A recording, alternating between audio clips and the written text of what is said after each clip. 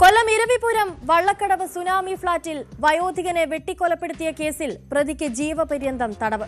2023 November 8 നടന്ന Sebastian കൊലക്കേസിലെ പ്രതി നവാസിനെയാണ് കോടതി ശിക്ഷിച്ചത്.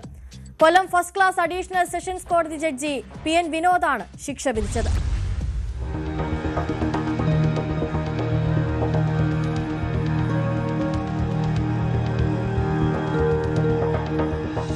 കൊല്ലപ്പെട്ട സെബാസ്റ്റ്യന്റെ വീടിന് മുന്നിൽ പ്രതി നവാസ് നിരന്തരം ബീഡിക്കുറ്റികൾ ഇടുന്നതിനെ ചൊല്ലി സെബാസ്റ്റ്യന്റെ ഭാര്യയും മരുമകളും പ്രതിയുടെ അമ്മയോട് പരാതിപ്പെട്ടതായിരുന്നു വൈരാഗ്യ കാരണം.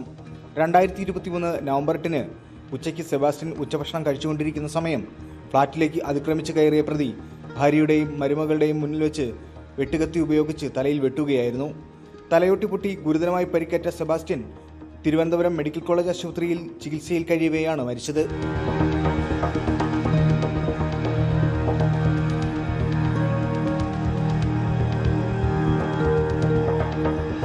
കേസിന്റെ വിചാരണവേളയിൽ പ്രതിക്ക് മാനസിക രോഗ പ്രശ്നങ്ങളുണ്ടെന്ന് പ്രതിഭാഗം കോടതിയിൽ വാദിച്ചിരുന്നു. എന്നാൽ കുറ്റകൃത്യത്തിന് ശേഷം പ്രതി ഒളിവിൽ പോയതും ആയുധം ഒളിപ്പിച്ചതുമായ സംഭവങ്ങൾ ചൂണ്ടിക്കാട്ടി പ്രതിയുടെ മനോനില സംബന്ധിച്ച വാദം അംഗീകരിക്കാനാവില്ലെന്ന് പ്രോസിക്യൂഷൻ കോടതിയിൽ തെളിയിച്ചു. കൊലപാതക കുറ്റത്തിന് ജീവപര്യന്തം കഠിനാടവും വീട്ടിൽ അതിക്രമിച്ച് കയറിയതിന് 5 വർഷത്തെ തടവുമാണ് ശിക്ഷിച്ചിട്ടുള്ളത്. കൂടാതെ 25,000 രൂപ പിഴയും വിധിച്ചിട്ടുണ്ട്. കൊല്ലപ്പെട്ട സെബാസ്റ്റ്യൻ ഇരവിപുരത്ത് സുനാമി ഫ്ളാറ്റിലാണ് താമസിച്ചുകൊണ്ടിരുന്നത്. അതിൻ്റെ തൊട്ട് എതിർവശത്തുള്ള വീട്ടിലായിരുന്നു പ്രതി താമസിച്ചിരുന്നത്. പ്രതി സ്ഥിരമായി ബീഡി വലിച്ചതിന് ശേഷം ബീഡിക്കുറ്റികൾ ഈ സെബാസ്റ്റ്യൻ്റെ വീടിൻ്റെ മുന്നിലേക്ക് വലിച്ചെറിയുമായിരുന്നു. ഈ സംഭവ ദിവസം ഇങ്ങനെ വലിച്ചെറിഞ്ഞത് സെബാസ്റ്റ്യൻ്റെ ഭാര്യയും മരുമകളും പ്രതിയുടെ അമ്മയോട് പരാതി പറഞ്ഞതിനെ തുടർന്ന് ഇരവിപുരത്ത് മാർക്കറ്റിൽ ഫ്രൂട്ട്സ് കച്ചവടം നടത്തുന്ന കൊല്ലപ്പെട്ട സെബാസ്റ്റ്യൻ ഉച്ചയ്ക്ക് ഉണ്ണാനായിട്ട് വീട്ടിൽ വന്ന അവസരത്തിൽ കൊണ്ടുകൊണ്ടിരിക്കുമ്പോൾ ഒരു കത്താളുമായി വീട്ടിനകത്ത് അതിക്രമിച്ച് കയറി അയാളെ തലയ്ക്ക് വെട്ടി പരിക്കേൽപ്പിക്കുകയായിരുന്നു. ജില്ലാ ആശുപത്രിയിലും തുടർന്ന് മെഡിക്കൽ കോളേജ് ആശുപത്രിയും കൊണ്ടുപോയി 18-ാം തീയതി മരണപ്പെട്ടു.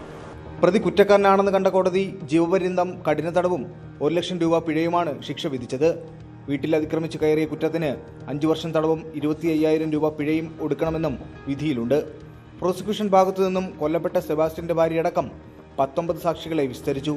തൊണ്ടിമുതലും മെഡിക്കൽ രേഖകളും പ്രോസിക്യൂഷൻ ഹാജരാക്കിയിരുന്നു. പ്രോസിക്യൂഷന് വേണ്ടി പബ്ലിക് പ്രോസിക്യൂട്ടർ സിസിൻ ജി മുണ്ടക്കലും അഡ്വക്കേറ്റ് അഗ്നജസ് ലാലും ഹാജരായി.